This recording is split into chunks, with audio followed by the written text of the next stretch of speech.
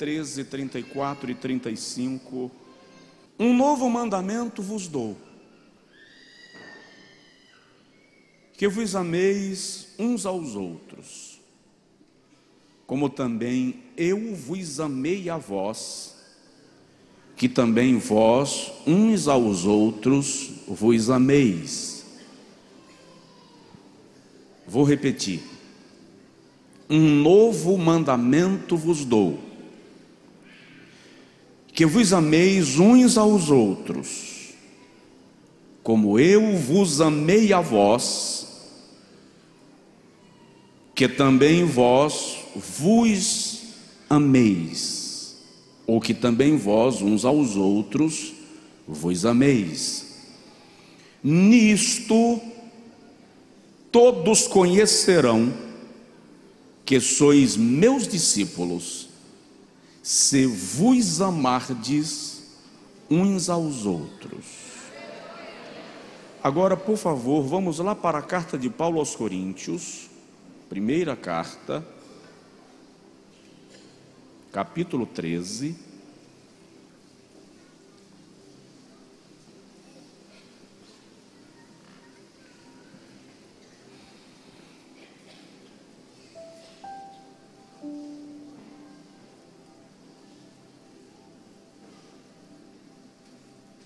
Todos encontraram? Podem dizer amém. Diz assim: ainda que eu falasse as línguas dos homens e dos anjos, e não tivesse amor, seria como o metal que soa, ou como o sino que tine. E ainda que tivesse o dom de profecia, e conhecesse todos os mistérios e toda a ciência, e ainda que tivesse toda a fé, de maneira tal que transportasse os montes, e não tivesse amor, nada seria. E ainda que distribuísse toda a minha fortuna para o sustento dos pobres, e ainda que entregasse o meu corpo para ser queimado, e não tivesse amor, nada me aproveitaria. O amor é paciente, é benigno, não é invejoso. O amor não trata com leviandade, não se ensoberbece, não se porta com indecência, não busca os seus próprios interesses, não se irrita, não suspeita mal, não folga com a injustiça, mas folga com a verdade. Tudo sofre, tudo crê, tudo espera, tudo suporta. O amor nunca falha. Havendo profecias, serão aniquiladas, e havendo línguas, cessarão. Havendo ciência, desaparecerá. Porque em parte conhecemos e em parte profetizamos. Mas quando vier o que é perfeito, então o que o é em parte será aniquilado. Quantos podem dizer amém? Amém. Coloque a mão no peito assim, por favor, e diga comigo: Senhor Jesus, me ensina a amar conforme a Bíblia. Amém. Irmãos, é uma noite de celebração da ceia do Senhor. Eu não estou me ouvindo muito legal não, viu, irmão Sérgio? Eu pedi ao evangelista Rony para fazer a leitura bíblica, e ele obviamente não sabia o que eu iria pregar, mas ele leu sobre a unidade do corpo de Cristo, o que se ajusta perfeitamente ao texto que eu acabei de ler sobre o amor. E eu gostaria de falar um pouco nesta noite, e não serei prolixo, sobre a supremacia do amor. O amor é o mais nobre de todos os sentimentos, tanto que ele vem de Deus. O amor vem de Deus. A Bíblia apresenta Deus como o próprio amor. João diz que Deus é amor. Jesus Cristo, no Evangelho segundo João, que nós lemos, está falando com um grupo de pessoas que está acostumada a mandamentos. A lei mosaica era composta de 613 mandamentos, eu já falei disto aqui. 248 eram mandamentos positivos, aquilo que era obrigado a fazer. 365 eram mandamentos negativos, aquilo que era terminantemente proibido fazer. De repente ele se dirige para uma multidão que está acostumada a mandamentos e diz para eles: eu vou dar a vocês um mandamento novo. Amai-vos uns aos outros, como eu vos amei. Há um texto que Jesus diz que a lei, toda a lei, os 613 mandamentos se resumem ao mandamento do amor. Quando um certo religioso perguntou para ele qual é o maior de todos os mandamentos, ele respondeu: amar. Amar a Deus sobre todas as coisas, com toda a tua força, com todo o teu entendimento, e amar ao teu próximo como a ti mesmo. E Jesus declara que nisto se resume a lei e os profetas. A vida cristã é o amor em prática. Diga comigo: a vida cristã é o amor em prática. Menos do que isto não é vida cristã, é só religiosidade. De repente Jesus diz no versículo de número 35 do texto que nós lemos, que o mundo saberá que somos os seus discípulos não pelo modelo da roupa que a gente veste, nem pelo tamanho da Bíblia que a gente carrega. Jesus diz que o mundo saberá que somos os seus discípulos se nos amarmos uns aos outros. Já lhe coube pensar que eu e você, eu e o senhor e a senhora, só estamos aqui porque fomos amados por Deus? Quem já se tocou dessa verdade, faz assim. Ok. Diga comigo: eu só estou aqui porque Deus me amou. Você se sente amado por Deus? Então nós precisamos entender que a nossa dívida de amor para com o irmão em Cristo, para com o próximo, é semelhante ao amor que Cristo demonstrou por nós. Amai-vos uns aos outros, assim como eu vos amei. E a pergunta é: eu estou amando o meu irmão como Cristo me ama? Essa é uma pergunta importante, porque nós estamos dispostos a amar a caricatura que se parece com o nosso desenho. Nós estamos dispostos a amar as pessoas que fazem o que a gente quer que elas façam, aquelas que se vestem como nós queremos que elas se vistam. Nós estamos dispostos a amar as pessoas que se parecem com o estereótipo que nós temos na nossa mente. Nós não temos disposição de amar quem é diferente de nós. Por exemplo, Eu consigo te amar porque você está cheiroso, você tomou banho e veio para o culto e colocou um perfume gostoso e sentou do meu lado, e a sua roupa está bem passada e possivelmente tem uma etiqueta que represente uma marca X, então eu te amo. Mas a pergunta é, se você tivesse pelo menos uma semana sem tomar banho, comendo a comida do lixo, com o cabelo carregado de piolhos, eu te amaria?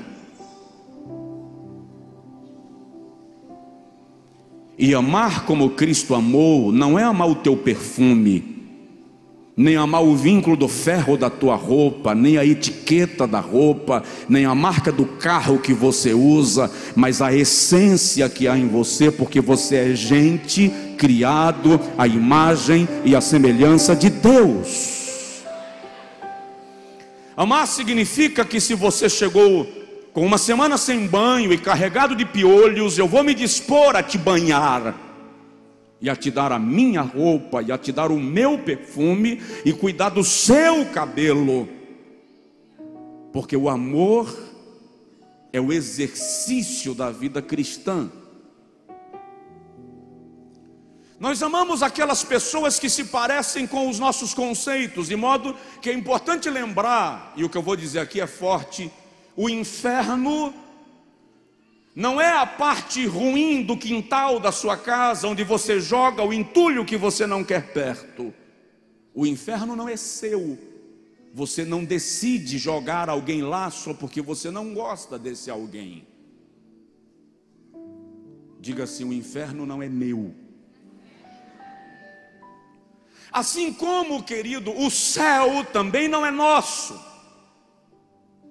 Ninguém aqui tem o poder de colocar no céu quem lhe agrada e deixar de fora quem você não suporta. A prática do amor é entender que o Senhor quer que nenhum se perca, e se Deus, a supremacia do amor, não quer que ninguém se perca, eu, que sou o reflexo desse amor, vou empreender todo o esforço necessário para que ninguém se perca.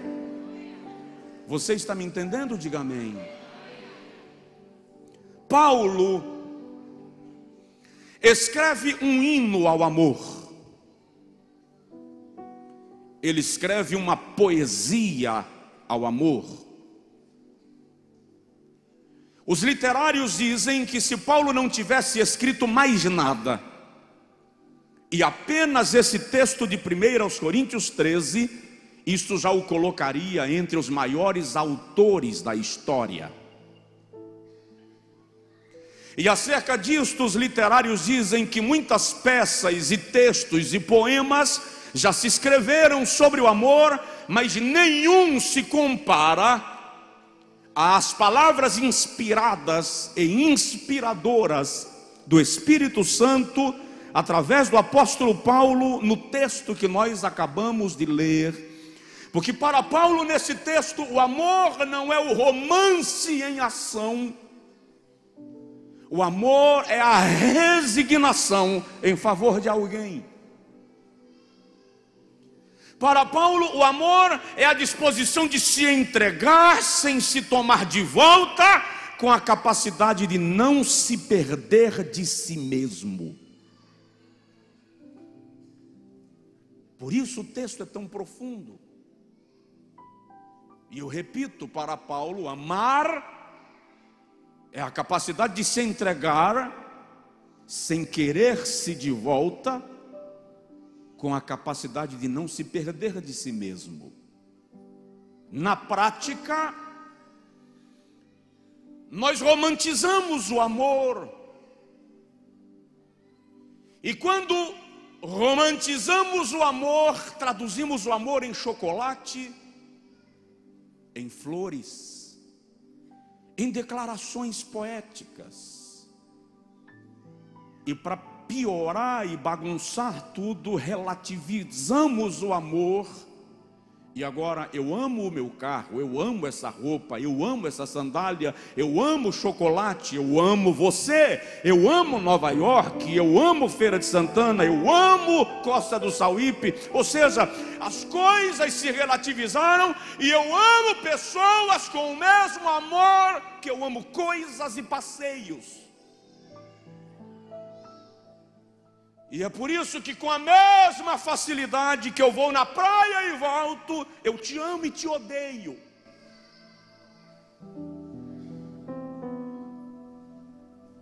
Aí Paulo vem e diz para nós, no texto que nós lemos, e que é importante você manter aberto, por gentileza, porque eu não vou demorar, mas o Espírito Santo provoca o meu coração e o seu, para nós entendermos que o exercício do amor não é condicionar as pessoas ao nosso formato, mas valorizar a essência delas, reconhecendo sempre que elas são a representação mais real de Deus.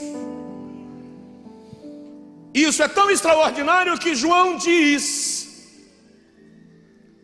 que aquele que diz amar a Deus, mas odeia ao seu irmão, é mentiroso. E João justifica a sua tese, porque se eu não amo ao irmão a quem vejo, como poderei amar a Deus a quem não vejo?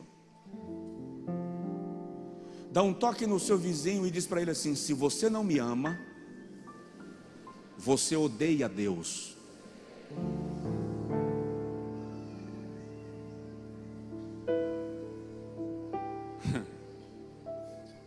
É muito forte, mas é isso que João está dizendo. Repete para o outro vizinho: se você não me ama, você odeia Deus. Aí eu pergunto para nós: a igreja ama a Deus? Ama? Desprezando o próximo, ignorando a dor do vizinho, tratando o outro com desdém ou desprezo, rejeição ou rechaçamento.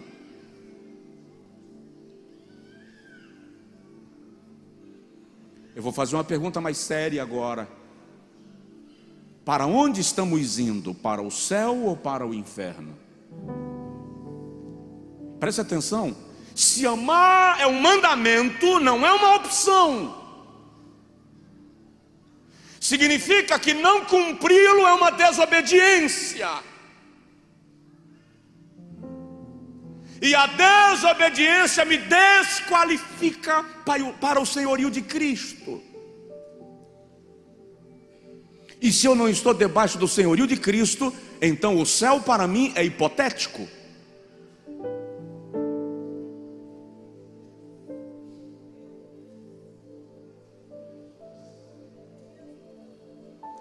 Paulo destaca 4 categorias de dons no versículo de número 2, no versículo 1 e 2. Ele fala dos dons chamados estáticos, quando ele diz: ainda que eu falasse a língua dos anjos e dos homens. Ele está falando dos dons estáticos. Paulo fala dos dons pedagógicos: ainda que eu conhecesse todos os mistérios e toda a ciência. Paulo fala dos dons administrativos e dos dons de socorros. Aí ele diz: se eu agregar no meu ministério todos os dons e não tiver amor, para nada serve. Seria como um sino que tine e como um metal que soa. Eu vou traduzir. Paulo está dizendo que não importa quantas vezes eu falo em línguas, não importa quantas vezes eu profetizo, Paulo está dizendo que não importa o quanto eu prego bem, Paulo está dizendo que não importa o tamanho do ministério, ministério que eu administro e o número de pessoas que eu socorro com ação social. Ele está dizendo, apesar de tudo isso, se você não amar, você é uma lata oca. É isso que Paulo está dizendo.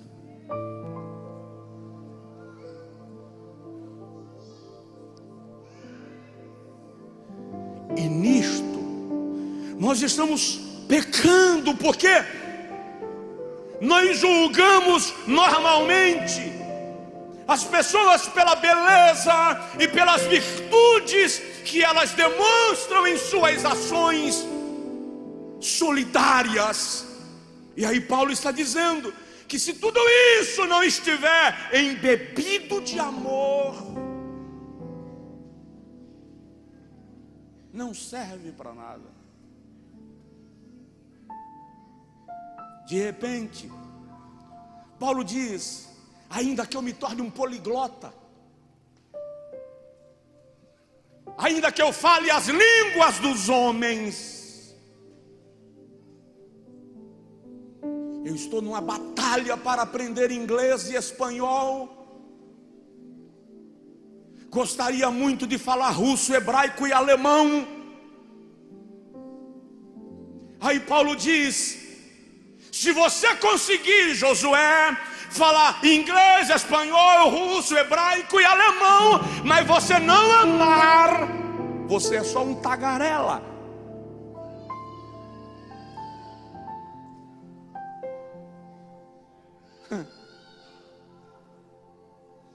Aí Paulo diz, ainda que você receba dons espirituais, ainda que você profetize, que é um dom superior ao dom de línguas, mas se você não tiver amor, a sua espiritualidade é vazia. De modo que o que Paulo está dizendo é melhor não falar em línguas, mas viver em amor, do que falar em línguas e viver sem ele. O que Paulo está dizendo é, não seja pregador, mas pratique o amor. É melhor do que ser pregador e não praticar o amor, porque senão sua pregação não serve para porcaria nenhuma. É isso que Paulo está dizendo. Paulo está dizendo que sem profetizar você entra no céu, mas sem amar não.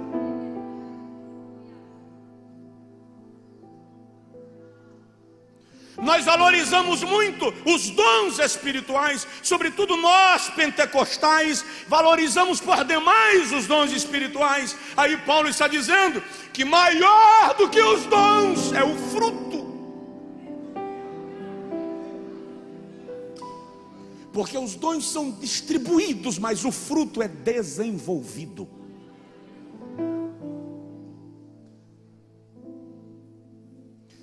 Oh, I can't fiaste ancho yamanda. É preciso entender que o amor bíblico não é romântico.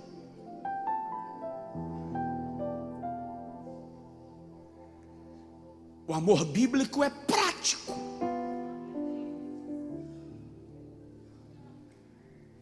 De repente Paulo diz assim: e ainda que eu tivesse fé,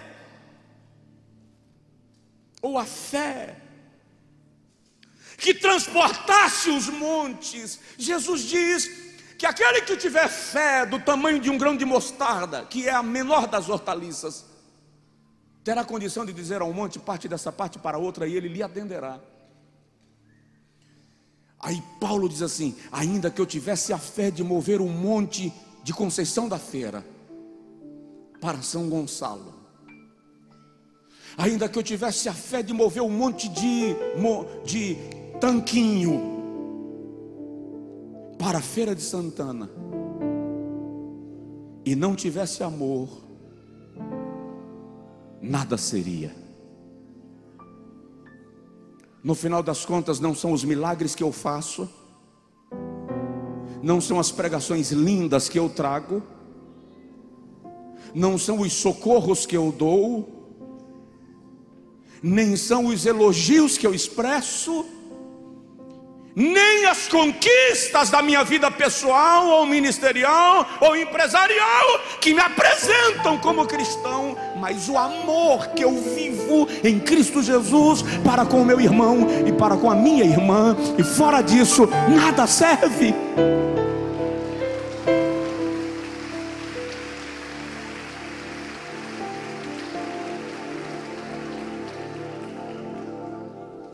Então eu pergunto, e será que o que fizemos até aqui tem alguma utilidade para Deus?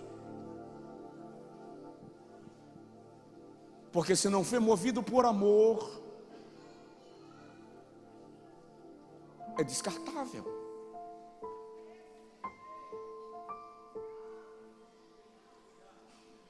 O sacrifício de Jesus foi por amor.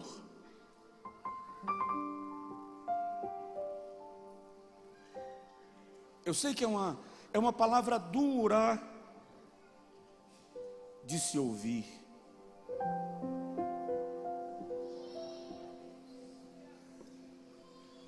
Dura porque parece que tudo isso que Paulo está dizendo, se eu entrego o meu corpo para ser queimado pela minha nação, se eu aceito morrer em lugar do outro, se eu dou os meus bens para o outro, subentende que isso é amor. Mas Paulo está dizendo que por trás dessas manifestações podem haver sentimentos que não são de amor, são de orgulho, de vaidade, de egoísmo, de projeção pessoal e não de amor. Então Paulo diz: não basta o que eu faço, o que me motiva é o que mais importa.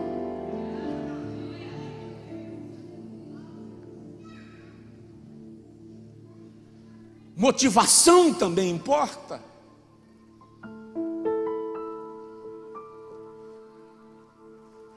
De modo que a Bíblia vai dizer para nós, eu não sei se eu estivesse perto do velho João, o apóstolo,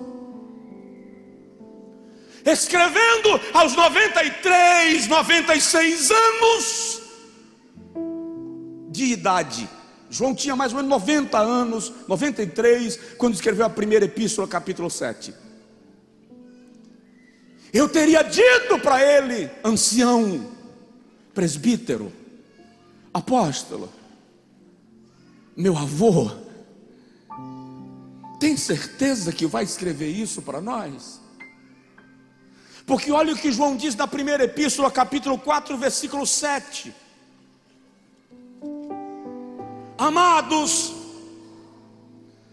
amemo-nos uns aos outros, porque o amor é de Deus, e qualquer que ama é nascido de Deus e conhece a Deus.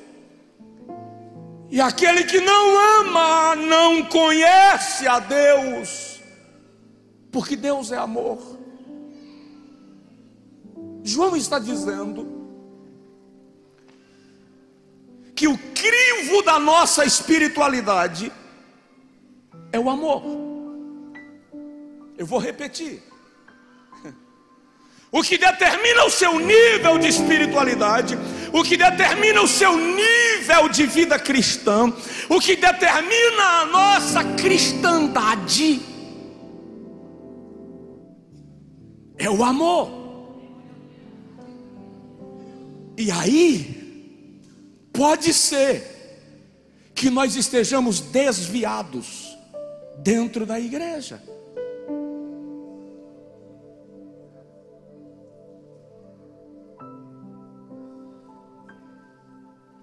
Porque quem não ama não conhece a Deus. Quem não ama não é nascido de novo.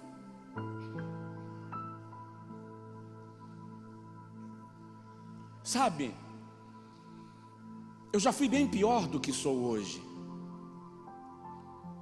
Não sou muita coisa, mas eu já fui mais intragável.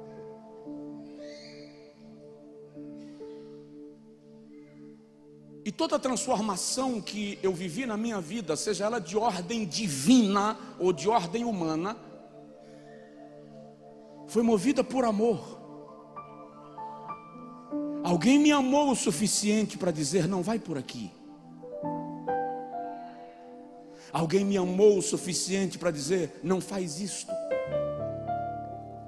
Alguém me amou o suficiente para passar a noite de oração a fim de que eu conseguisse dormir. Ei, você é resultado do amor, de modo que você é proibido de não amar. Você não tem o direito de odiar alguém. Esse direito seu foi cesseado na cruz, quando Cristo deu a maior prova de amor por mim, por você, se entregando por nós. E é incrível, 1 João ainda, capítulo 4, versículo 8, versículo 19, João diz assim: nós o amamos, porque Ele nos amou primeiro. João está dizendo assim: ei, você não está aqui porque você se apaixonou por Deus. Você está aqui porque Ele amou você. Você só o amou depois. João está dizendo: você não é crente porque o seu amor superou a santidade de Deus e o atraiu a você. João está dizendo: você é salvo porque Ele te amou quando você ainda era pecador e não valia nada, mas Ele te quis a si mesmo. E aí eu te pergunto: como eu e você estávamos quando Ele nos amou? Para pensar, por favor. Como você estava no dia que você sentiu o amor de Deus? Alguns estavam na mesa do bar, encharcados de cerveja. Tem gente que estava no prostíbulo. Tem gente que já tinha a cara da maconha, a cara da cocaína, e Deus olhou para você com o nariz branco e as narinas avermelhadas e disse: te amo.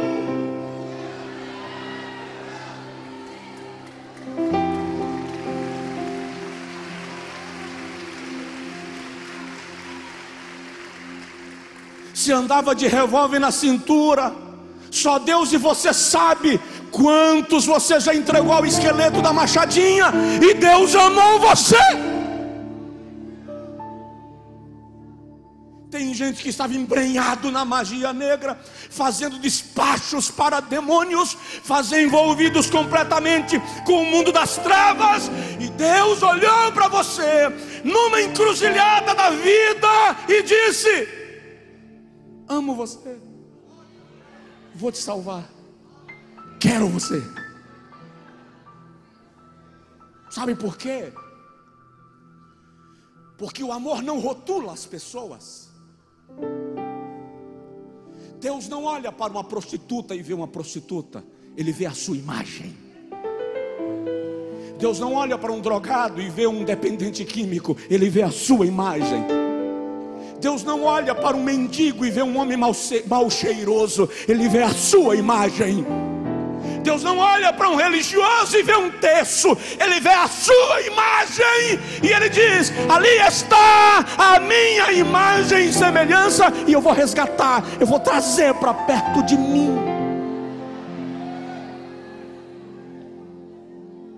Isso é o amor. Isto é o amor. Porque será que eu, agora que conheço a palavra, pelo menos penso que conheço o Evangelho, pelo menos penso que conheço, me sinto no direito de rotular essas pessoas, porque eu estou num nível mais elevado? Preste atenção, no momento que você rejeita amar, você acabou de descer de nível. Porque a única coisa capaz de nos elevar à semelhança de Deus é o amor em prática.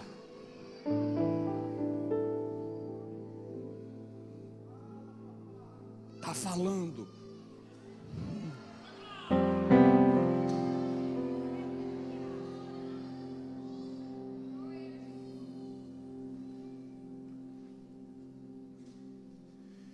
Tem um hino antigo que diz assim: o amor é tudo, feliz é quem ama, não há barreiras para conter sua chama. O amor é bálsamo na triste lida. O amor é mais, também é paz. O amor é vida. Já vou terminar. Olha o que Paulo diz sobre o amor. E eu realmente oro para que esta igreja coloque esta mensagem em prática.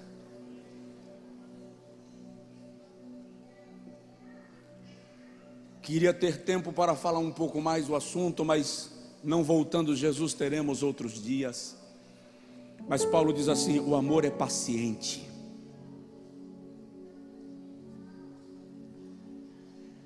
A paciência é a característica de quem abre mão da ansiedade e sofre pelo bem do outro. Quem ama desenvolve uma capacidade de tolerância sobre-humana. E é apelando para o amor que Paulo diz: levai as cargas uns dos outros. Isso é tolerância. Portanto, Paulo está dizendo: tenham paciência uns com os outros. Não vou tomar tempo. Paulo diz: o amor é benigno. Benignidade é a virtude de quem se mostra favorável ao outro sem esperar nada em troca. O amor que quer troco não é amor, é barganha. Então eu quero que você esteja bem, ainda que eu não ganhe nada com isso. Isto é amor.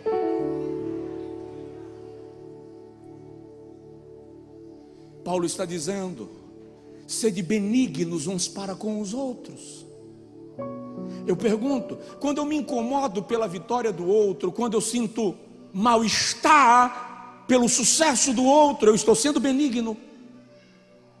Quando eu armo uma situação para que o outro caia, quando eu crio uma situação para que o outro seja desestruturado, eu estou amando, estou sendo benigno.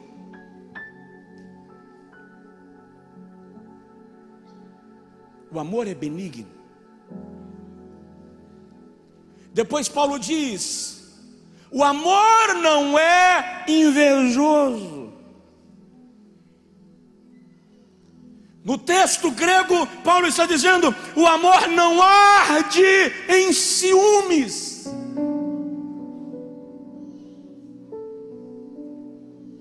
Existe uma porção de zelo quando você ama. Mas o ciúme é a marca da insegurança e da possessividade. E quando eu amo, eu não possuo.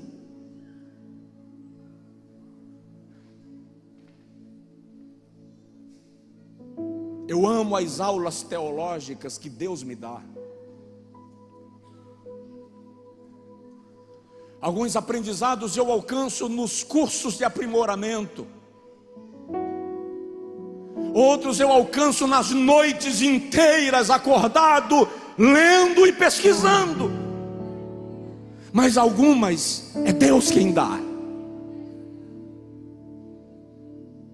E um dia eu estava sentado no toco de uma árvore, num hotel fazenda, em inverno, no interior de São Paulo, e eu estava argumentando algo com Deus, e completamente carregado de bons argumentos. E o Senhor disse assim: Josué, eu não obriguei Israel a render-se a mim.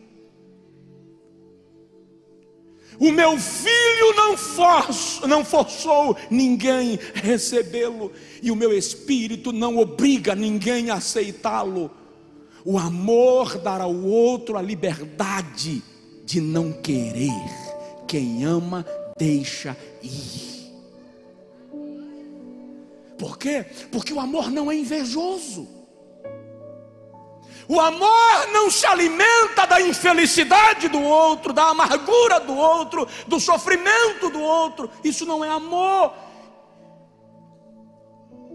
Deixa eu achar o termo certo. Isso é doença, parasitismo. O amor não arde em ciúmes. Aí Paulo diz: o amor não é leviano, não trata com falta de seriedade. O amor não enrola, não engana. Aos Efésios ele diz: não mintais uns aos outros.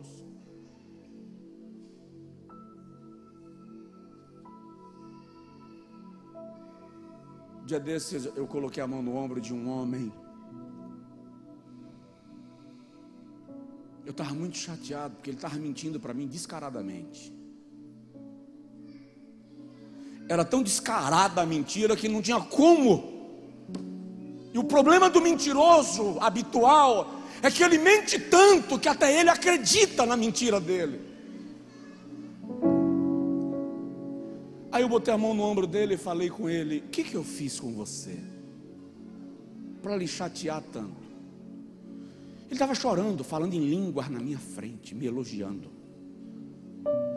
Aí eu falei: o que eu fiz com você? Você está tão chateado comigo? Não, meu pastor, pelo amor de Deus. Me abraçou. Eu falei: é visível que você está mentindo para mim. Não, pastor, não. O que é isso, pastor?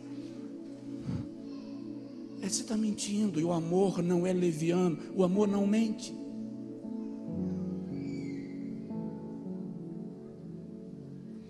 Dá um toque no seu vizinho, fala com ele: não minta para o seu irmão. Diz assim: pastor, fala aí, pastor, para.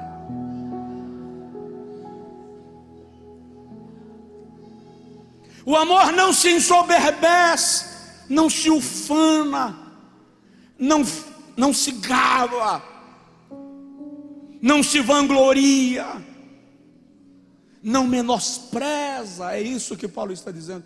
Como é que eu te amo e te olho de cima para baixo? Como é que eu te amo e acho que eu sou melhor do que você? Como eu posso amar e achar que você é inferior a mim? Como? Como eu posso amar e achar que você não vale nada e eu valho tudo?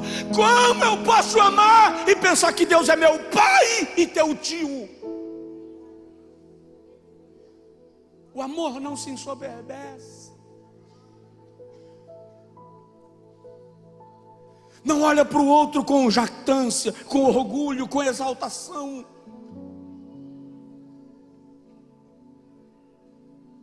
Não se sente mais espiritual, mais santo, mais poderoso. O amor não se sente na capacidade de julgar o outro, porque o amor se sente na condição, no dever de cobrir o outro. Se a soberba no seu amor não é amor, é possessividade. Paulo diz que o amor não se conduz com inconveniência, controla as atitudes, mantém o equilíbrio, não age por impulso, não é inadequado.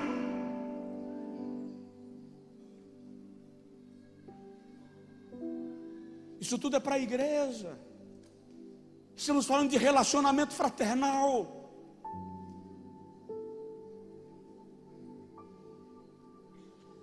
Sinto que o Espírito Santo está dizendo para nós assim: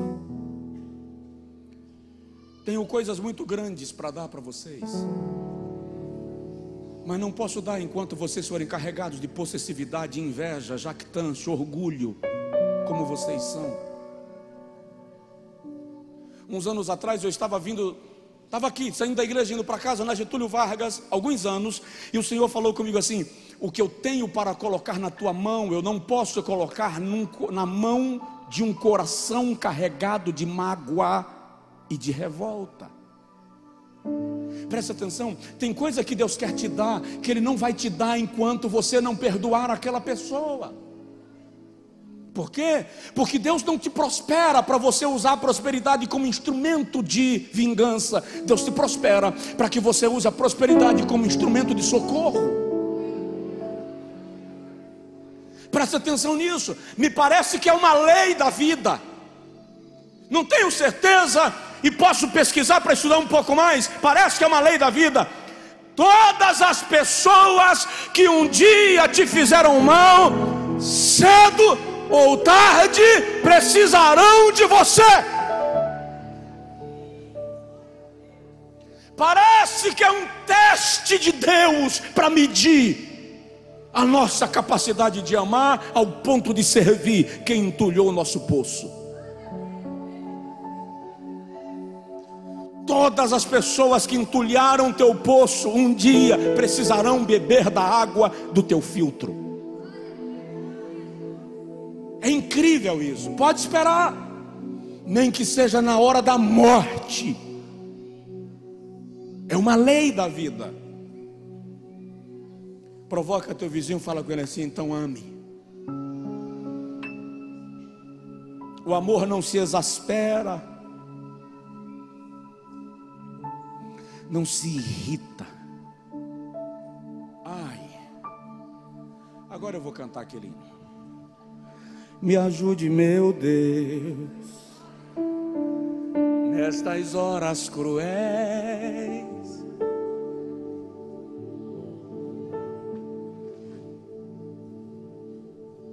Por que não se irrita? Porque primeiro ele é paciente.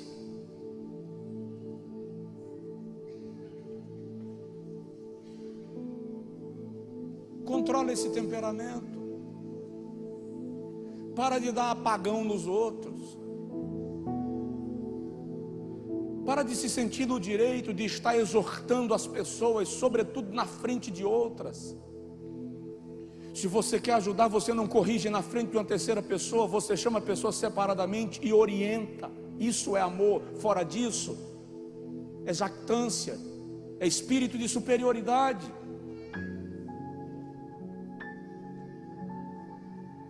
Não se irrita. Por isso que o Kiko dizia para o Chaves: mas não se irrite.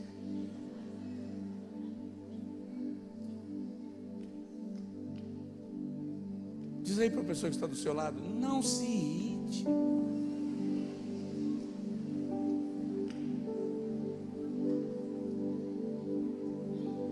Quando meu filho estava nervoso, irritado, pequeno, e eu dizia: se acalma, rapaz, tem paciência. Ele dizia: quanto mais o senhor manda eu me acalmar, mais eu fico nervoso. Eu dizia: então fique nervoso, para ver se dá um efeito contrário. É incrível como nós somos irritadiços. Às vezes até no culto a gente está dando truncada um no outro.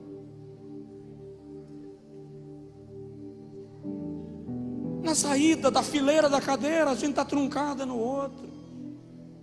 Na saída do culto, porque um carro encostou no outro, a gente estraga todo o brilho do culto por causa da lanterna do carro que riscou. O amor não se irrita, não suspeita, não busca seus próprios interesses. Ei, o amor não é egoísta, não se ressente do mal. Aqui está falando do perdão. Diga comigo: quem ama, perdoa. Vira para o teu vizinho e diz para ele: quem ama, perdoa.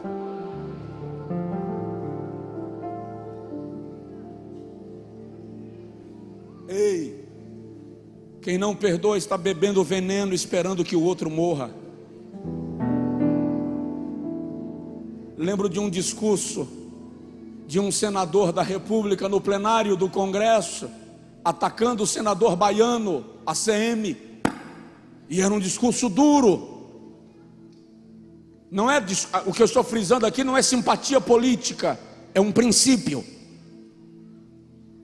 No meio do discurso, o senador baiano pediu uma parte.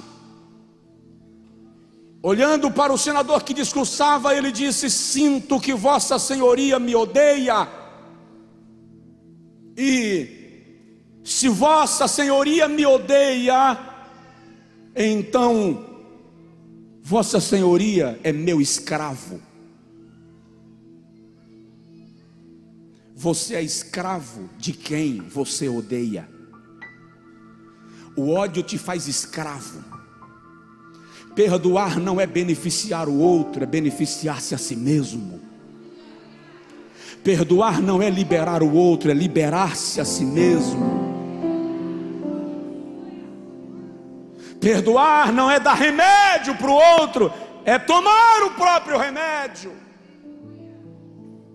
Porque o amor não se porta, não se ressente do mal, nem se alegra com a injustiça. Sou um servo de Deus poderoso, Deus fala comigo, eu passo a noite de oração. Fiquei sabendo hoje que aquele irmão sofreu um acidente, está vendo aí, infeliz, falou mal de mim, a mão de Deus pesou.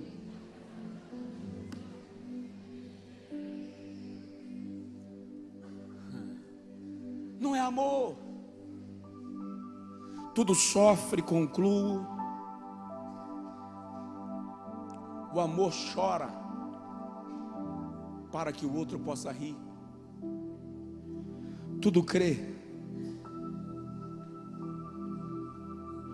tudo espera, tudo suporta.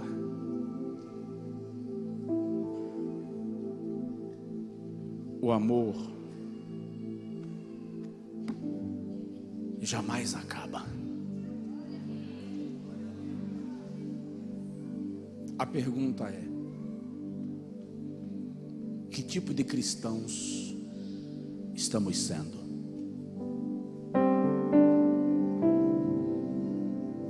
Que tipo de igreja somos?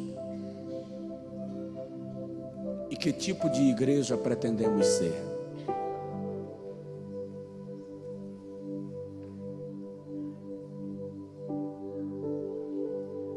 Que tipo de igreja pretendemos ser? Se queremos a bênção de Deus sobre nós como igreja, precisamos aprender o amor bíblico, que zela, que preserva,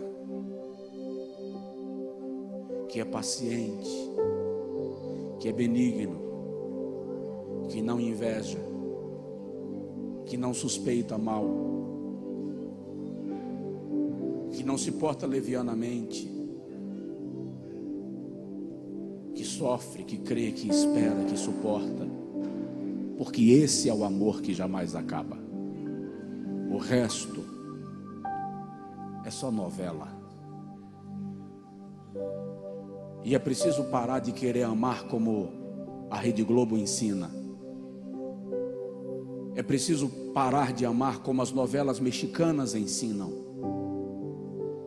É preciso amar como a Bíblia ensina.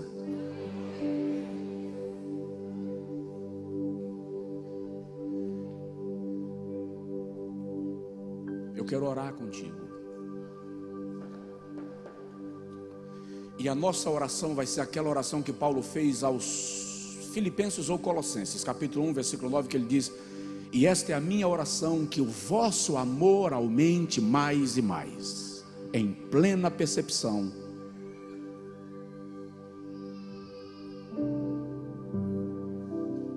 não é esse ainda, vê se é Filipenses.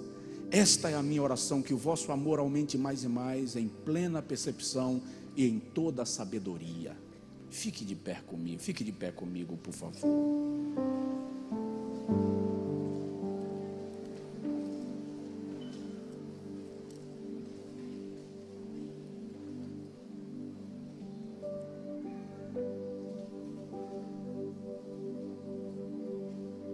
Qual é o louvor que a gente canta no final de uma mensagem dessa?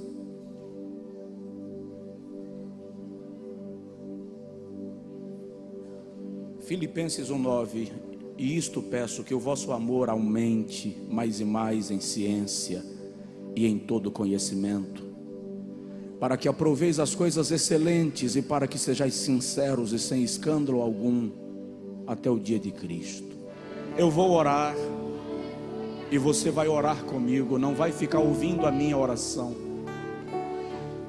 Você pode até repetir a minha oração, não tem problema, mas não fique sem orar.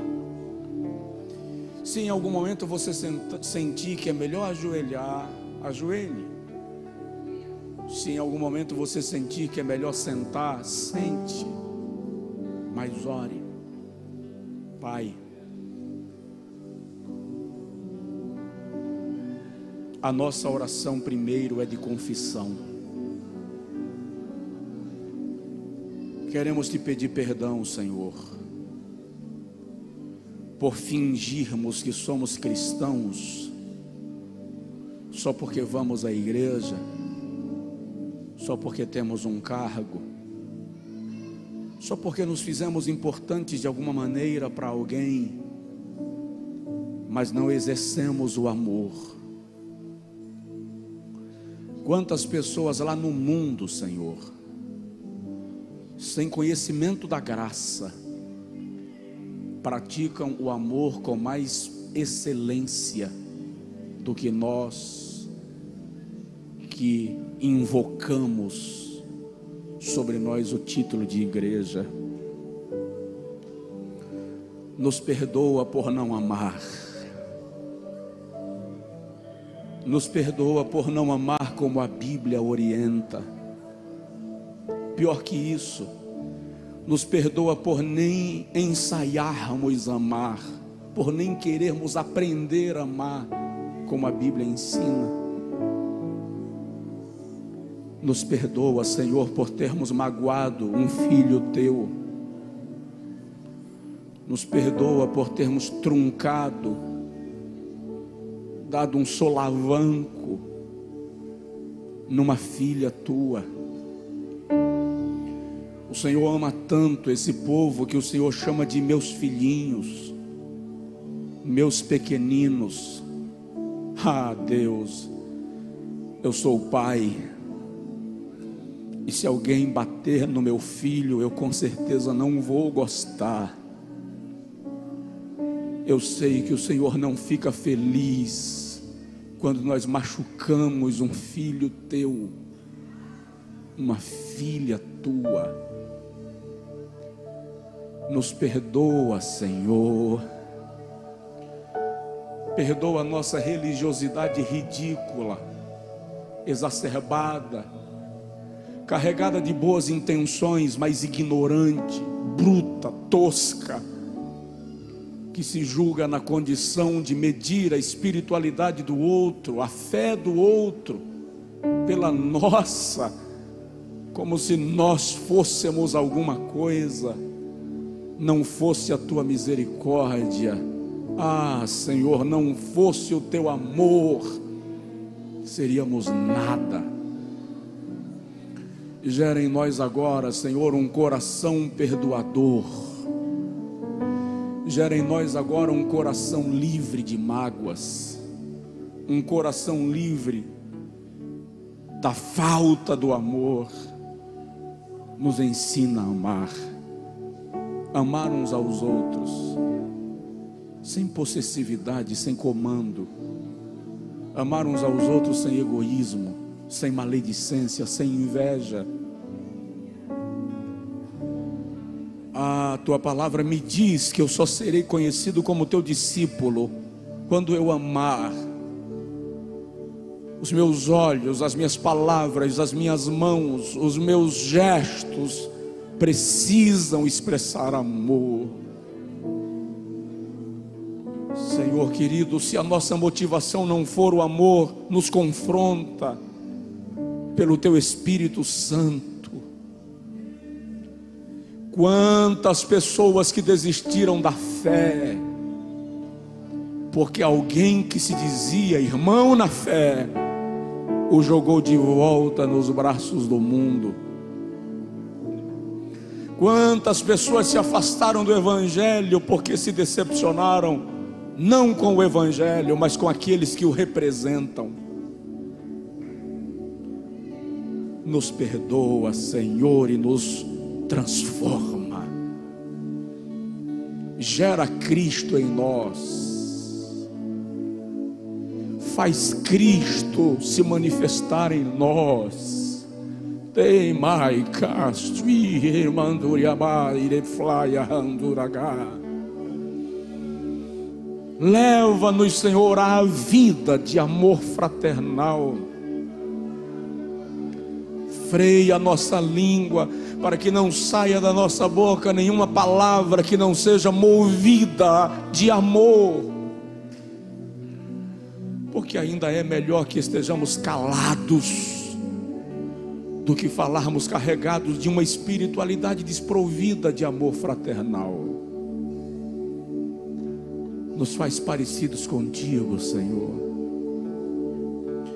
Assim como o orgulho nos torna parecidos com o diabo, o amor nos torna parecidos contigo. Então, Senhor, nós queremos parecer contigo, nós queremos parecer com Jesus. Nós queremos que as pessoas olhem para nós e vejam Cristo em nós. Faz isso por nós.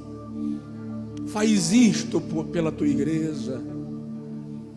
Leva-nos no exercício de amor. Em nome de Jesus, aplica a tua palavra em nós. Se alguém por qualquer razão se sentiu agredido com esta palavra, se alguém por alguma razão se sentiu confrontado por esta palavra, se alguém por alguma razão está mastigando a própria língua, chateado com esta palavra, envolve-o em amor, Senhor, porque o amor é bálsamo que cura feridas. Cura-nos, cura-nos, cura-nos, cura-nos do ódio,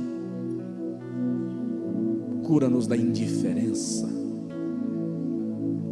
cura-nos do carrancismo,